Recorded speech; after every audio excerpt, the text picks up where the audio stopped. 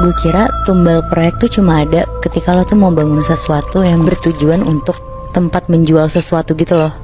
Kayak mall atau ruko gitu-gitu. Gak taunya gue baru tahu kalau proyek pembangunan jembatan tuh juga perlu tumbal proyek. Jadi gue dapet cerita ini dari salah satu pendengar kita. Katanya sekitar tahun 2000 tuh ada proyek pembangunan jembatan di daerah Kalimantan. Katanya proyek pembangunan ini tuh makan waktu selama bertahun-tahun gitu, selama proses pembuatannya. Jadi ada mandornya, kita sebut aja Pak Karto. Pas ditunjuk untuk ngebangun proyek jembatan ini, Pak Karto tuh seneng banget, karena ini tuh kalau dilihat-lihat lagi kan proyek gede ya, maybe. Singkat cerita mulai nih proses pembangunannya. Selama pembangunan tuh lancar-lancar aja maybe. Tapi ada tiang yang gak bisa berdiri kokoh gitu. Udah dicoba berbagai cara, di semen, pakai beton, pakai ini itu tuh tetap aja nggak bisa berdiri sempurna kayak bangunan-bangunan lainnya Pak Karto ini.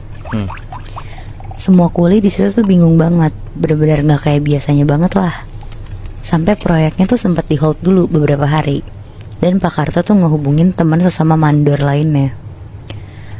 Dia konsul lah panjang lebar, dan temannya tuh bilang, "Loh, kamu nggak pakai Mbah Wiryo emang?" Di situ Pak Karto tuh bingung. Akhirnya dijelasin lah sama temennya. Jadi si Mbah Wiryo ini tuh emang orang pintar yang selalu ngebantu proyek-proyek gede biar lancar. Disuruh lah tuh Pak Karto ke Mbah Wiryo ini. Besokannya pagi-pagi kayak jam 9-an, Pak Karto jalan tuh ke tempatnya Mbah Wiryo. Agak jauh kayak masuk-masuk ke pedalaman sawah gitu. Sampai akhirnya ketemu nih rumahnya. Di situ Pak Karto tuh langsung memperkenalkan diri dan ngasih tahu tuh apa aja keluhannya selama proyek pembangunan. Langsung disuruh tuh sama Mbak Wiryo untuk nanem kepala kerbau di lokasi pembangunan proyek, dan kayak dikasih bacaan-bacaan juga gitu. Akhirnya Pak Karto tuh langsung ke lokasi pembangunan dan minta tolong temennya buat cariin kepala kerbau buat ditanam. Pas udah ditanam, besokannya tuh Pak Karto langsung nyuruh semua kuli untuk ngelanjutin pembangunannya pagi-pagi. Nah pas besokannya ini Muimbi, tetap sama tuh ternyata bangunan tiangnya tuh tetap nggak bisa kokoh. Dan Pak Karto di situ tuh udah kebingungan banget. Nah karena kemarin udah minta nomor telepon si Mbah Wiryo, langsung lah pada saat itu juga dia nelfon Mbah Wiryo pakai HP-nya.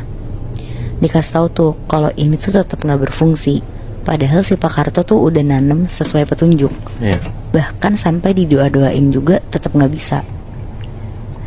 Akhirnya si Mbah Wiryo tuh di situ langsung nyuruh Pak Karto untuk nyari tumbal lainnya.